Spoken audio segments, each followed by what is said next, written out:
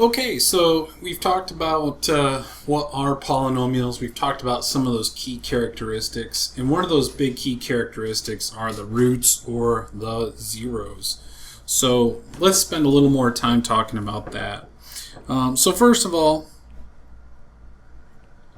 if I have a polynomial, right, and maybe it looks like this. It looks like I need to make it longer. There we go. Get my axis out here a little longer. Right, of course this is the y-intercept. That is a 0 because it's a 0 as in it's when x is 0, right? But these are also zeros as well, right? So we call these zeros, or we call them roots, or we sometimes call them factors, right? Because we can factor the polynomial, and then those factors tell us what those roots or zeros are. All right. Now, why roots? Because a root, if I go to solve an equation like x squared equals 25, right? I would take the square root, and I get plus and minus 5, right?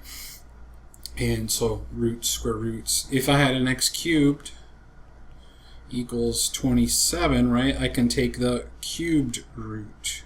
So when we're dealing with powers and we solve, we're using roots, if you will, to solve. Unfortunately, it's not always that easy and that simple. So we're going to talk about two big techniques to help us get there. All right. So there we go. So two techniques to focus on and want to talk about is, let's talk about Descartes' rule of signs.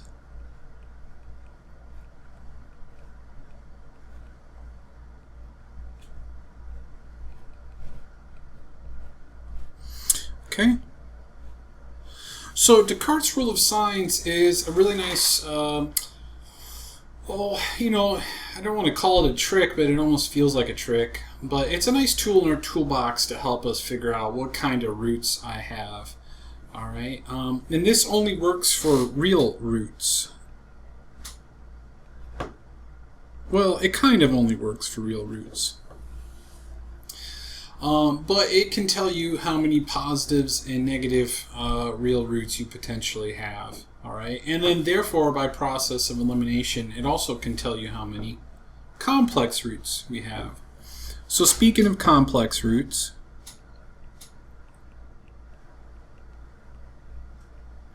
remember roots or zeros, right? Complex roots, those are numbers of the form a plus bi.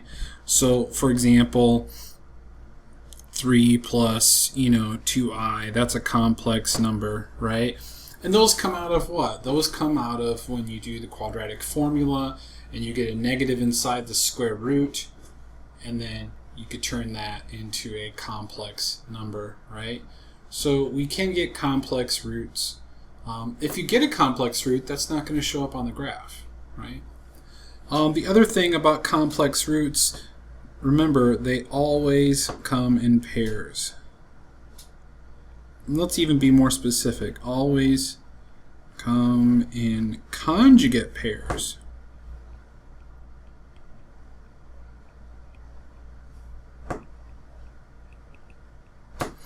And again, that comes out of the quadratic formula as well, because in the quadratic formula you do plus and minus the square root, and so you get one version with the plus, one version with the minus. So for example, using that number from up above, if 3 plus 2i was a root, then I also know that 3 minus 2i is a root as well.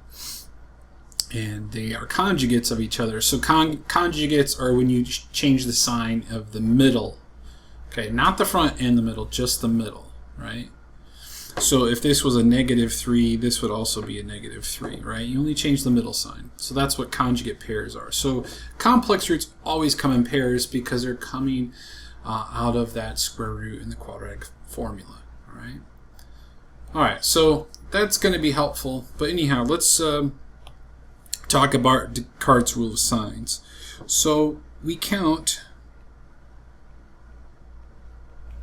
the number of sign changes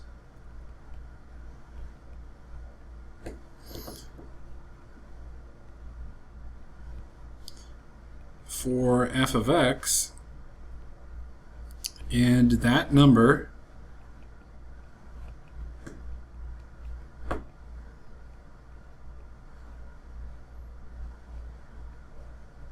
how about I say it this way, and less by 2's are the number of possible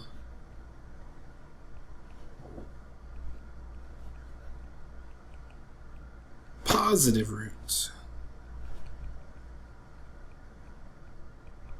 Okay. Similarly,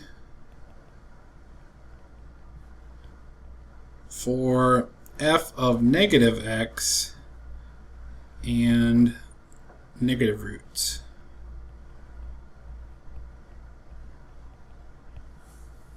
Okay.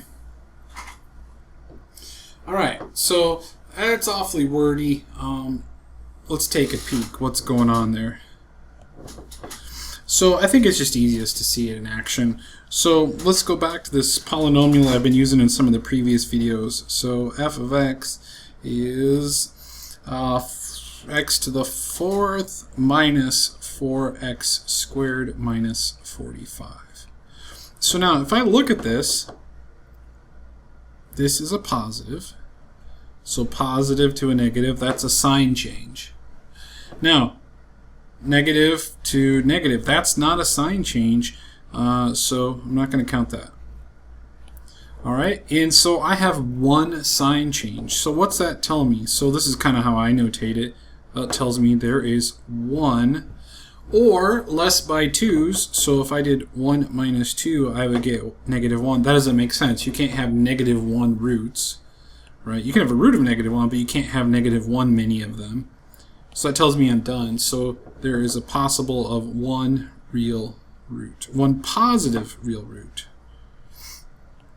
Oh, that's why I have the positive out in front there. But let me emphasize it. One positive real root.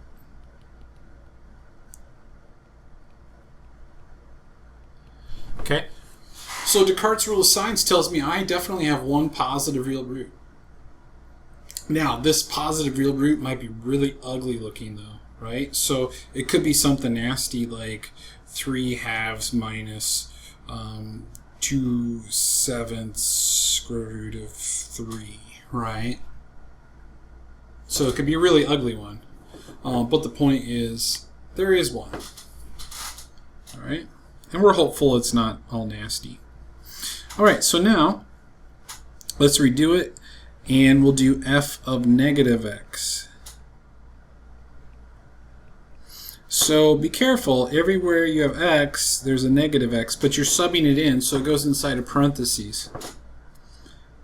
And that's very, that's very important. Because if you have an even power, well, what's that do to a negative? Well, a negative times a negative is a positive, and so an even number of times it turns positive no matter what. So actually, this just turns right back into x to the 4th minus 4x squared minus 45. And then once again, there's only one sign change. So that tells me there is one negative real root.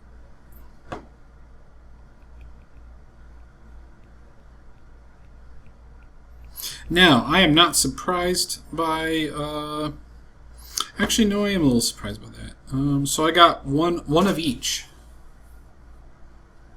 Okay, so one positive real root, one negative real root. So now I always kind of like to make this table.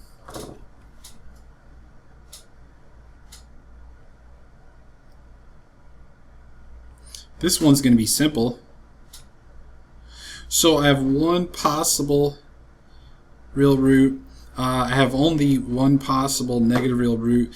By the way, how many total? So maybe even add a column for total to help you out. How many total roots? Well, a couple videos ago we talked about it. The degree is 4, so there are up to 4 possible real roots. It might not be 4, but there's up to 4 possible, right? So 2 of them are real, according to Descartes' rule of signs, and that's what I get, and that tells me that 2 of them must be complex or imaginary. And I don't like the term imaginary, but because we use the I, it's easier to remember, I think. I prefer to call them complex roots. Because when you call them imaginary, they seem like these weird, mystical things that are made up, you know. But they have practical applications. They're pretty darn awesome. So I like calling them complex roots. But anyhow, and it should not surprise you there's 2 of them, because remember, they always come in pairs. So if you do have any, there's going to be either 2, 4, 6, 8, or whatever complex roots. All right. So that's Descartes' rule of signs. Let's do another one. This one was maybe a little boring, so let's try another one. So I'm going to say f of x equals, and I'm going to make one up this time. So how about 2x to the 7th minus 3x squared plus x minus 10. All right. So if I use Descartes' rule of signs, this is actually a positive. So I got one sign change, negative to a positive, that's another sign change, and a positive to a negative, that's another sign change. So that's 3 changes. So there are 3 possible real roots, or less by 2. So 3 minus 2 would give me 1. Minus another 2, well, that gives me like negative what? Negative 1. That doesn't make sense. So there are either 3 or 1 positive real roots. Or zeros. Okay. Let's do f of x, or f of negative x. So again, if you want to be very careful, a lot of people don't write this out. You can do this kind of mentally, but I'm going to do it and write it out just to be super thorough. Negative power, so negative x to the not negative power, odd power, 7, odd power. That's going to make this negative, so this is going to turn into a negative 2x to the 7th. Now, here, it's a squared, and so that's just going to get rid of the negative inside, so this just stays negative. That's going to come out, and that's just going to stay. It's a constant. So in other words, if you have odd powers, the sign changes. If you have an even power, the sign does not change. Right? So let's see here. Let's count them up. Nope, that's not. And then nope. No.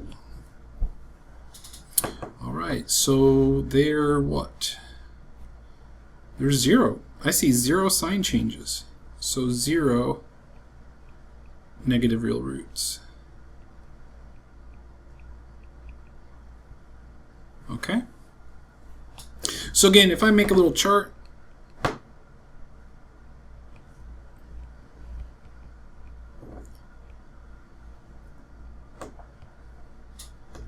all right, so there are either 3 or 1, and then there are, well, there's 0. And by the way, I'm supposed to have, oh, what's my power? 7. So 7 degrees. So there are up to 7 roots here. If there's 3, 0, and I got to get to a total of 7, that means 4 complex roots. In other words, 2 pairs of them. 2 pairs of conjugates. And, 6. So 3 pairs of conjugates. So when I break this function down, it's either going to look like this, right? or it's going to look like this. It's going to look like one of these two rows, and the question is which one, right? Now, this polynomial, by the way,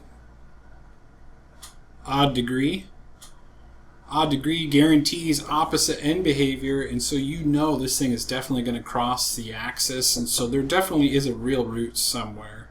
And you can see that in my chart. No matter if I'm in this row or if I'm in this row, there is at least one real root happening. Okay. Alright, so that's Descartes' rule of signs. That can kind of help narrow it down. So why is this helpful? Because right here, like for example, I know not to look for any negative roots. Okay? So don't bother looking for them, because Descartes' rule of signs says they don't exist. You don't have any. So that can save you a lot of time, especially when we do our next thing. So what is the next thing? The next thing is the... Let's see here. I like to stay consistent with my colors, so how about the rational root theorem?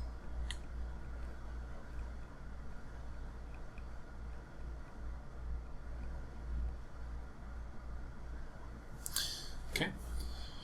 So if I have a polynomial, f of x equals, right, and we think of the general form, we've looked at this previously.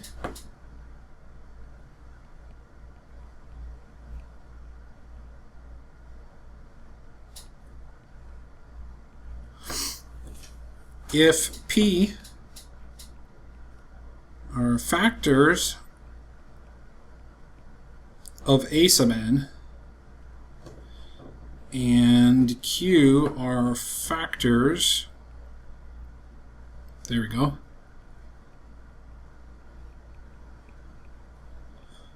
of a sub 0,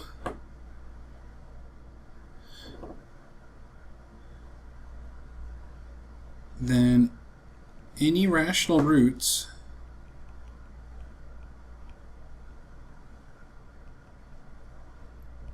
are of the form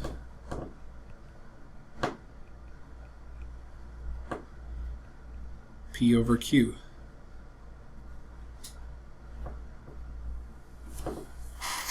Okay? So if I have a rational root, it's going to look like p over q. Now, I didn't word that in a super textbooky way. I mean, I kind of did. I could have done better. But that's essentially the idea. If you want the super textbook version, look it up in the textbook. Okay? But let's see it in practice. So again, let's go grab my polynomial from a second ago. So f of x equals x to the fourth minus 4x squared minus 45. So, oh,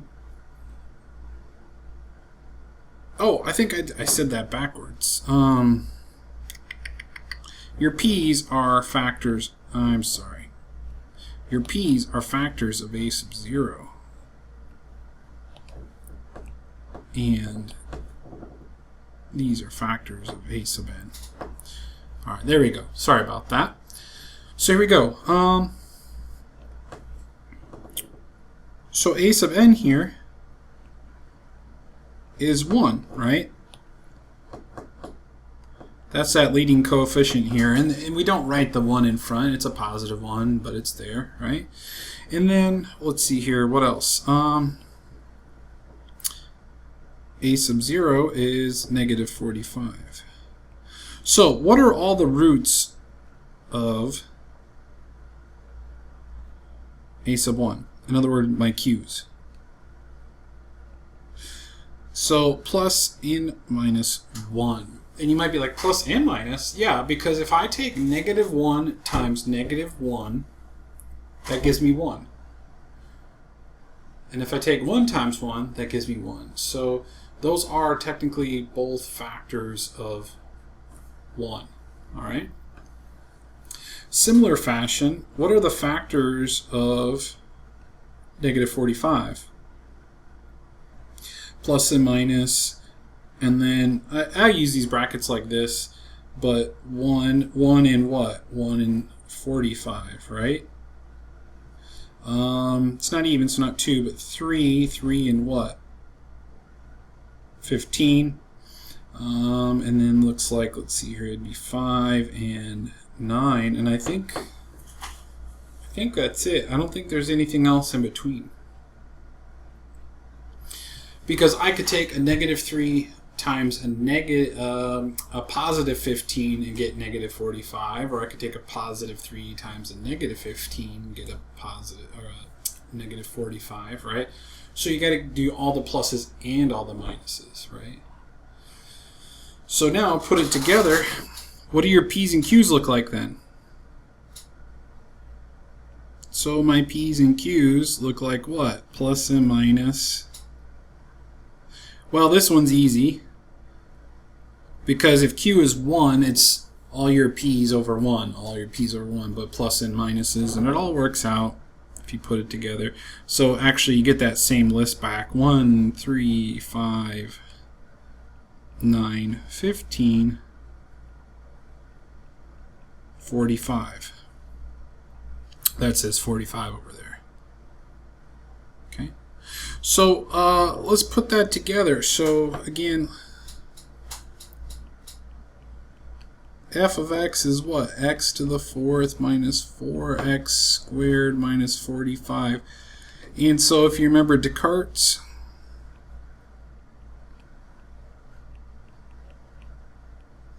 says what? There's